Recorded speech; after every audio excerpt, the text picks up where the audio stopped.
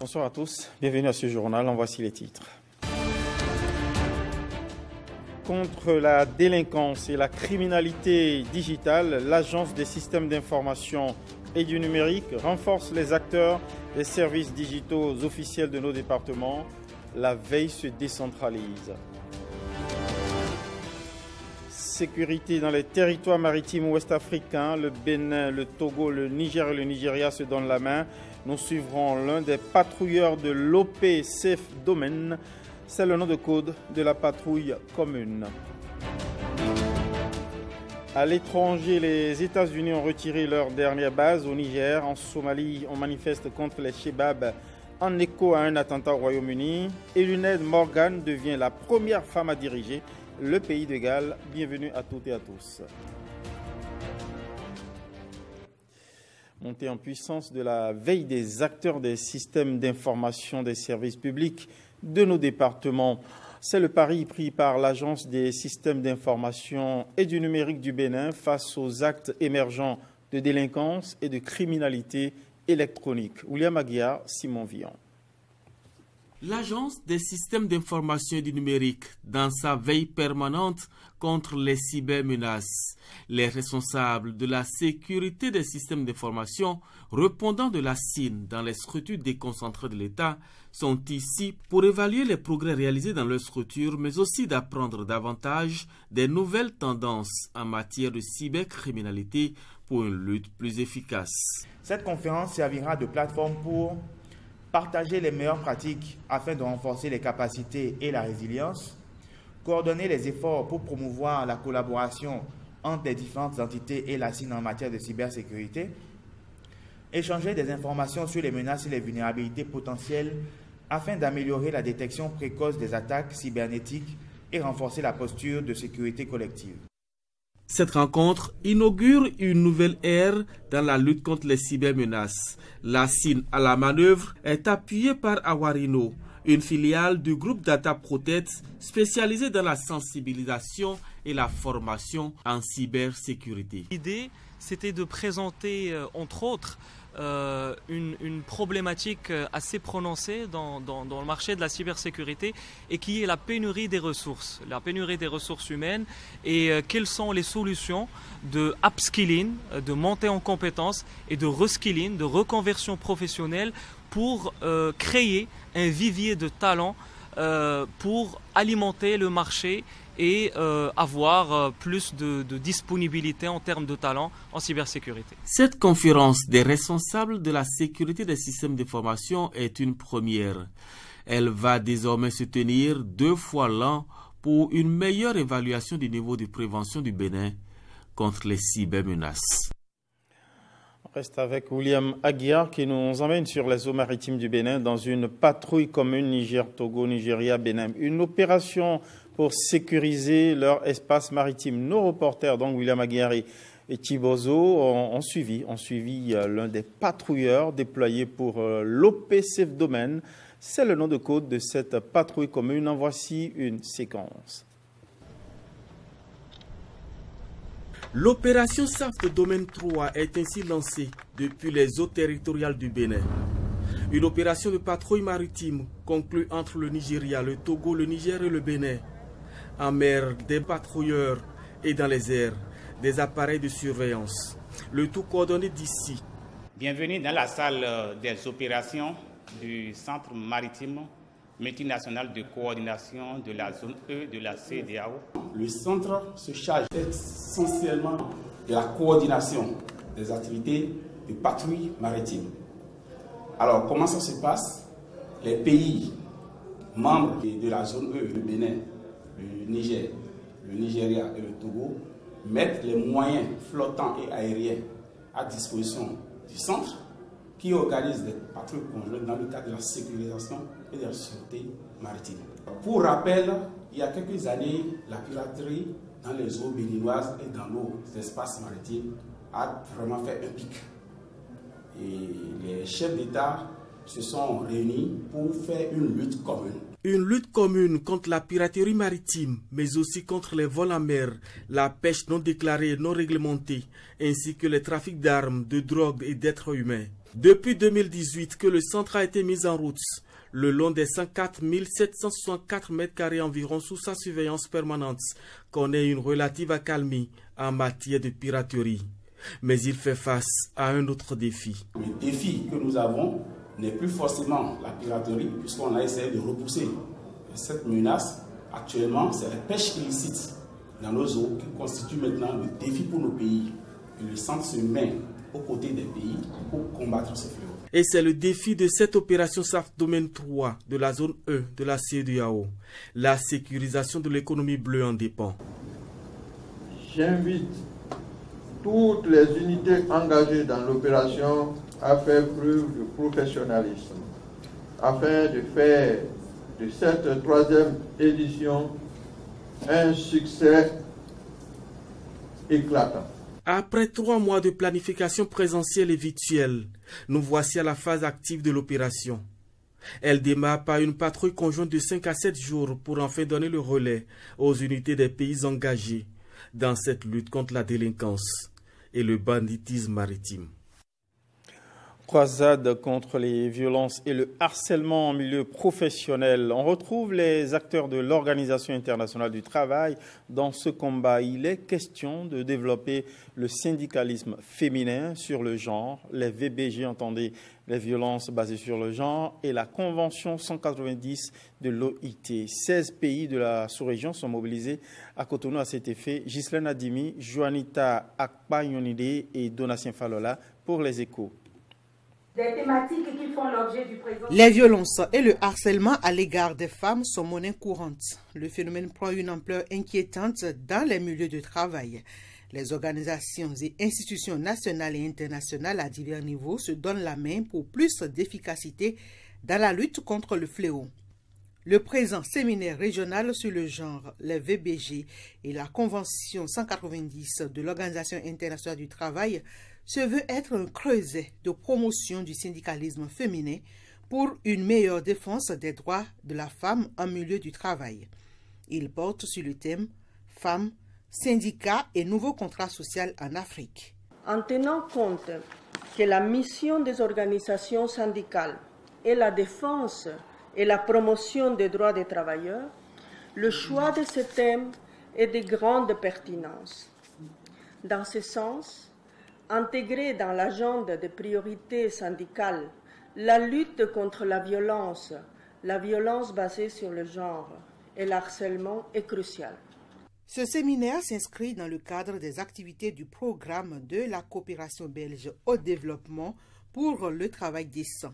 Il vise à contribuer au renforcement des capacités des responsables syndicaux pour un meilleur engagement en faveur de l'égalité des genres et pour une plus grande justice sociale dans le monde. Cette convention vise à parvenir à l'égalité du genre au travail en favorisant l'égalité dans la participation et le traitement, y compris l'égalité de rémunération des femmes et des hommes pour un travail de valeur égale, mais aussi un partage plus équilibré des responsabilités familiales et offrir la possibilité de mieux concilier la vie professionnelle et la vie privée. Et cette convention se fera bientôt compter parmi les multiples dispositions déjà prises par le gouvernement du Bénin pour la protection et la défense des droits des femmes. Le processus en vue de la ratification de la Convention numéro 190 de l'OIT sur la violence et le harcèlement au travail est engagé par le ministère du Travail et de la Fonction publique du Bénin. Je voudrais donc vous rassurer que dans les semaines à venir, le processus engagé connaîtra son terme. Un plan de suivi et évaluation des travaux est attendu à la fin des assises. Penchons-nous à présent sur cette initiative des vacances dédiée à la réussite scolaire des filles. Pour les aguerrir à la rentrée scolaire prochaine, voire à toute l'année scolaire, des cours de vacances sont initiés au profit des filles bénéficiaires du projet SWED. Simon Villon, Alexandra Diotan ont été conviés au démarrage à l'ADAP. Regardons. Élément perturbateur. Situation de classe ce lundi 5 août 2024 en matinée. Nous sommes au CEG 1 d'Alada. C'est le début des cours de vacances visant une cible spéciale, les filles bénéficiaires du projet SWED. Dans l'Atlantique, comme dans les autres départements du pays, l'impact du projet SWED n'est plus à démontrer en matière de scolarisation des filles. Non seulement elles sont maintenues à l'école, mais elles travaillent. Elles travaillent, c'est du jamais vu dans notre département.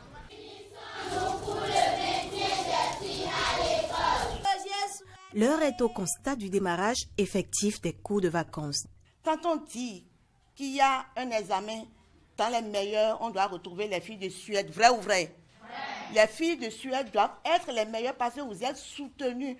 Tout ce que les autres n'ont pas, vous, le gouvernement, vous le donne. À la suite de 3 ans d'intervention autour de la remise des kits aux filles bénéficiaires, autour des transferts monétaires conditionnels orientés vers ces mêmes filles, il y a eu une étude qui a été réalisée. On a fait des analyses des statistiques en termes de filles qui passent en classe supérieure et les résultats n'étaient pas à 100%. Et donc on a compris que l'accompagnement en termes financiers, en termes matériels n'était pas tout, mais il fallait voir un peu avec le niveau des enfants qui parfois se révélait assez faible. De l'histoire de tous les gouvernements qui sont passés au Bénin, c'est pour la première fois que nous avons initié ces cours de renforcement pendant les vacances afin de préparer ces jeunes filles à démarrer la rentrée en toute beauté et avec un peu d'avance sur leurs collègues. C'est évident, le gouvernement n'entend ménager aucun effort pour le maintien des filles à l'école. Ce sous-composant du projet SWED est piloté dans la partie sud du Bénin par le consortium EDUCO avec l'accompagnement des acteurs du système à divers niveaux. Les périodes de vacances étant des moments de repos aussi physique qu'intellectuel, à un moment donné, il s'avère quand même nécessaire que des bénéficiaires puissent se mettre à jour par rapport à des notions qui ne sont pas bien assimilées en cours d'année. Éduquer une femme, c'est éduquer une nation. Et dans le système éducatif, nous réitérons que la formation doit être de mise pour le développement de la nation. Ces cours de vacances sont dispensés au plan national dans 409 établissements pour un effectif d'environ 18 000 enseignants déployés et 20 000 bénéficiaires. Voilà pour ces cours de vacances. On va enchaîner avec une initiative similaire, mais consacrée aux enseignants. Il s'agit d'une université de vacances organisée au profit d'enseignants mobilisés au Prytanée militaire de Bembereke. C'est une initiative de l'INFRE, l'Institut national pour la formation et la recherche en éducation. Une occasion pour les enseignants de se ressourcer pendant cette période de vacances. Reportage Alexis Assogba et Enoch Rompati. Après l'effort, le réconfort. Ce réconfort, les enseignantes et enseignants du ministère des enseignements maternels et primaires ici présents le trouvent au Prytanée militaire de Bembereke à travers l'université de vacances. Depuis 2016, les résultats vont croissant au Bénin. Ce n'est pas du hasard. Et si la qualité de l'enseignement est bonne, le reste va être bon. In situ, ce rendez-vous d'apprentissage et de détente offre l'occasion à ces enseignants venus des 12 départements pendant 2 semaines d'acquérir de nouvelles compétences pédagogiques et de se familiariser avec les dernières innovations. L'université des vacances, en tant que cadre d'échange d'expérience et de la formation pour les enseignantes et enseignants, est un véritable rendez-vous de donner et de recevoir où plusieurs centaines de participants vont se renforcer auprès des apprenants pour un mieux-être permanent de l'école béninoise. Monsieur le ministre, nous voudrions vous rassurer que nous ne ménagerons aucun effort pour jouer notre partition pour le bon déroulement de cette université de vacances et l'atteinte des objectifs fixés. Pour cette 14e édition, des experts en éducation et universitaires vont animer plusieurs communications axées sur le thème retenu, renforcer le triptyque professionnalisme, qualité, inclusion chez les enseignants. Vous sortirez donc de Bembereke bien aguerri professionnellement, mais aussi totalement épanoui pour faire face aux défis de la rentrée scolaire 2024-2025. Vous avez passé une année scolaire pleine, sans anicroche. Vous en êtes sortis avec des résultats élogieux. Soyez-en félicités. Bientôt, vous allez reprendre le chemin de l'école. À Bembereke, pendant 5 jours pour cette première vague, réjouissez-vous, amusez-vous, dansez, jouez. L'université de vacances fait aussi une part belle aux questions de santé publique en milieu scolaire. Prenons à présent la direction de Grand Popo pour retrouver les membres du réseau des journalistes pour les droits en santé sexuelle et reproductive. Ils suivaient des classes spéciales. Il est question de les amener à mettre en perspective leur récit en cette matière et amplifier des voix souvent réduites au silence. De quoi s'agit-il vraiment? Quels sont les enjeux? Jean-Marie Nafanga nous éclaire. Se former pour informer. Visage expressif. Preuve qu'ils sont prêts à agir. Dans les murs de Grand Popo, journalistes et passionnés des questions de santé se réunissent pour une couverture plus éclairée, respectueuse des enjeux de santé sexuelle et reproductive. C'est un secteur qui est resté toujours vierge, alors que les questions relatives aux droits de santé sexuelle et reproductive sont des questions très sensibles qui relèvent de l'harmonie dans la famille, qui relèvent donc de la suivi de la famille, qui engagent la vie donc, entière de toute une famille. Donc, je trouve que c'est très pertinent de se mettre en réseau pour se préoccuper, se pencher sur ces questions-là. C'est en fait une activité qui nous accompagne dans notre vision, qui est la défense des droits en santé sexuelle et reproductive. Et si on a la chance d'avoir un réseau qui s'engage à accompagner la défense de ces droits, c'est tout à fait normal, logique qu'on accepte d'accompagner les initiatives de ce réseau. C'est le début d'une aventure prometteuse. Le réseau des journalistes pour les droits en santé sexuelle et reproductive du Bénin s'impose le devoir de porter haut les voix souvent réduites au silence. Le réseau s'intéresse à plusieurs sujets, des sujets par exemple liés à l'avortement sécurisé, des sujets liés à la planification familiale et beaucoup d'autres. Donc ce sont des sujets sensibles que toutefois les médias n'abordent pas avec de vraies informations. Même dans la ville, il y a des gens qui portent des préjugés, des stéréotypes pour décourager tel ou tel qui veulent adopter ces méthodes-là pour une vie saine. Alors donc ce réseau est né pour en fait promouvoir un journalisme d'éthique et responsable dans le domaine des droits en santé sexuelle et reproductive. Informer, éduquer, pour un avenir où chaque individu peut jouir pleinement de ses droits en santé sexuelle et reproductive, voilà le futur lumineux qu'annonce le Creuset. Actualité à présent des herbogénistes du nom de ces cracks amoureux de culture générale qui aiment se challenger. Ces anciens herbogénistes du Bénin se sont retrouvés au centre culturel EIA de Cotonou. Ils ont répondu ainsi à l'appel de l'association des herbogénistes et gens assimilés du Bénin. La relance des clubs en milieu scolaire était au cœur de cette mobilisation. Marlène Kassa, Christian Devochi.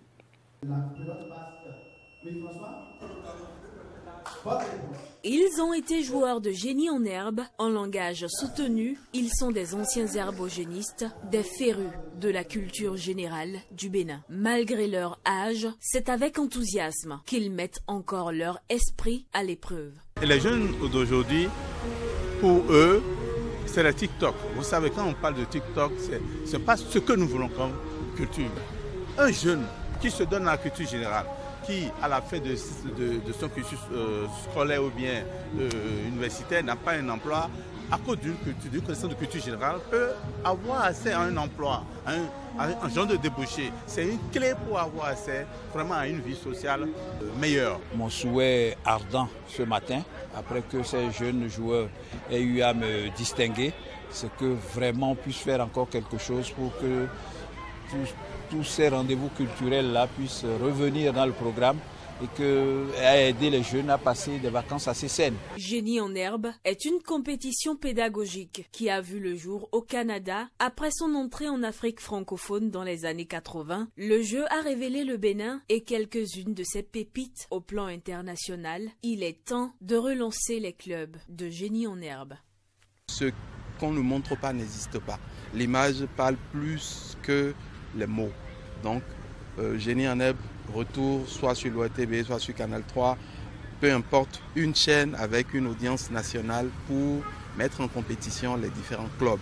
Comme on fait les classes sportives, qu'on puisse déjà commencer par penser à l'enseignement de la culture générale en tant que, c'est vrai, matière facultative, mais matière pouvant concourir à l'éducation de l'intellect de l'apprenant de demain. On va parcourir les 77 communes du Bénin, même si on ne le fait pas en une année, c'est un objectif que nous nous sommes fixés.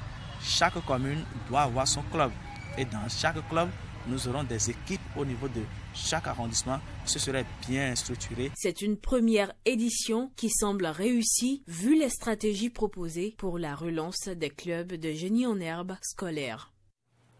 Autre mobilisation, celle des membres du cadre de concertation nationale des acteurs de l'agroécologie. Ces acteurs de l'environnement se sont mobilisés pour se pencher sur la santé de l'agroécologie au Bénin. Quelle est donc, que dit le bulletin de santé? Élément de réponse avec Pierrette Adin-Yossi et Kadnel Kapo. À cette première session ordinaire du cadre de concertation nationale des acteurs de l'agroécologie, CCNAE, plusieurs points sont inscrits à l'ordre du jour. Le rappel des objectifs fondamentaux du dit cadre, les dysfonctionnements recensés et des propositions pour une agriculture plus durable. Et donc la rencontre d'aujourd'hui sera le lieu de nous rappeler pourquoi est-ce que le cadre a été créé, de nous rappeler ce que nous avons pu faire jusqu'à maintenant, d'apprécier ensemble si ce choix que nous avons fait était le meilleur et comment est-ce que ça fonctionne. Nous aurons l'occasion de voir ça ensemble.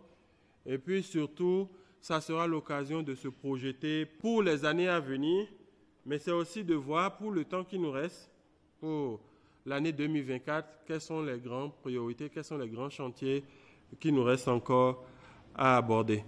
Le CCNAE aujourd'hui est perçu comme un outil sur lequel le ministère s'appuie pour la diffusion, le développement et la promotion des pratiques d'agroécologie qui visent en fait à faire une transition vers une agriculture plus durable, parce qu'il permettra de mieux ancrer le CCNAE dans le système de production agricole au niveau du Bénin pour une sécurité alimentaire et nutritionnelle. La pratique de l'agroécologie aujourd'hui est vraiment importante pour nous et cela nous permet d'avoir des produits sains pour le consommateur, préserver l'environnement qui aujourd'hui est capital et qui constitue le support de production non seulement aujourd'hui mais également pour l'avenir.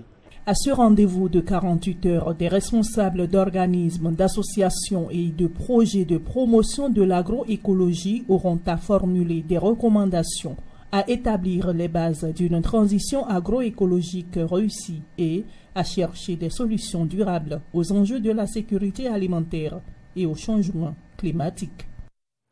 Écho de la fête nationale hors du Bénin, les Béninois de la diaspora ne sont pas restés en marge de la célébration de la fête de l'indépendance. Ceux de la Guinée équatoriale ont célébré l'événement avec faste, une occasion pour se retrouver et communier autour des idéaux importants de développement du Bénin. On voit les échos avec Gilles Dansou.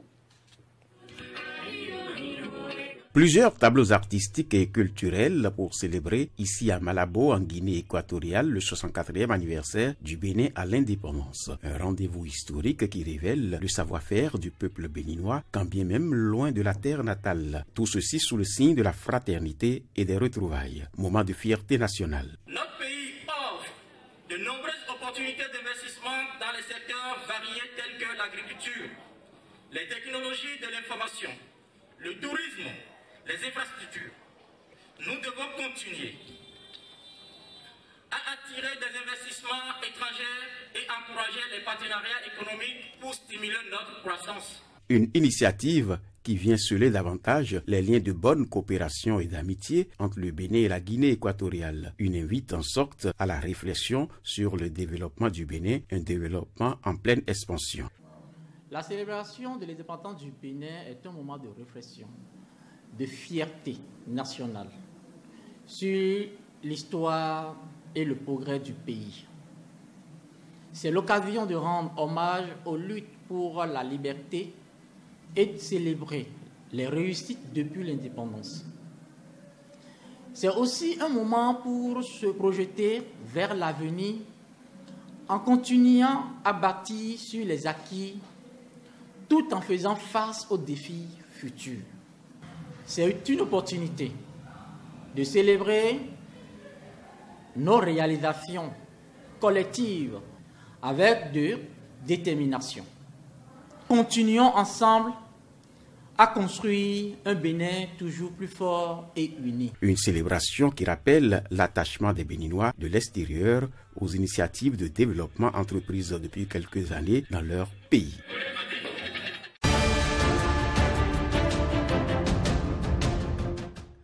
En dehors des JO, voyons d'autres actualités à l'étranger avec Brice Menahi et Saint-Tiche Quimpon.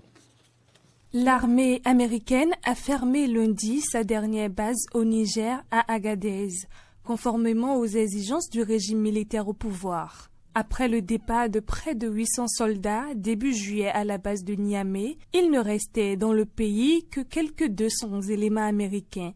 Logé dans cette base située dans le nord du Niger, le général Kenneth Ekman, chargé du retrait des troupes, avait annoncé fin juillet que les opérations seraient achevées début août. Le retrait des troupes américaines du Niger a débuté en mai après que le régime militaire qui a pris le pouvoir a jugé illégal l'accord de coopération militaire avec les États-Unis.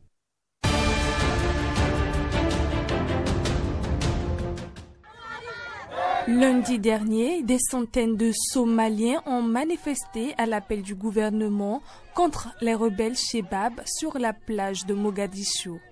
Les djihadistes ont perpétré un attentat meurtrier au soir du 2 août. Un kamikaze portant une bombe et plusieurs hommes armés ont attaqué cette plage fréquentée de la capitale, tuant au moins 37 personnes et blessant des dizaines d'autres. C'est l'une des attaques les plus meurtrières de ces dernières années dans ce pays instable de la Corne de l'Afrique.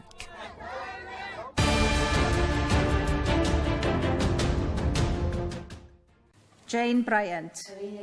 Eluned Morgan, 57 ans, est devenue mardi la première femme à diriger le gouvernement gallois après avoir été élue par le Parlement local de cette nation constitutive du Royaume-Uni, chef du Parti travailliste au pays de Galles. Elle succède à Vaughan Gething, qui a démissionné le mois dernier après une série de scandales. L'arrivée d'Eluned Morgan au pouvoir marque une nouvelle étape d'une période turbulente dans la vie politique britannique.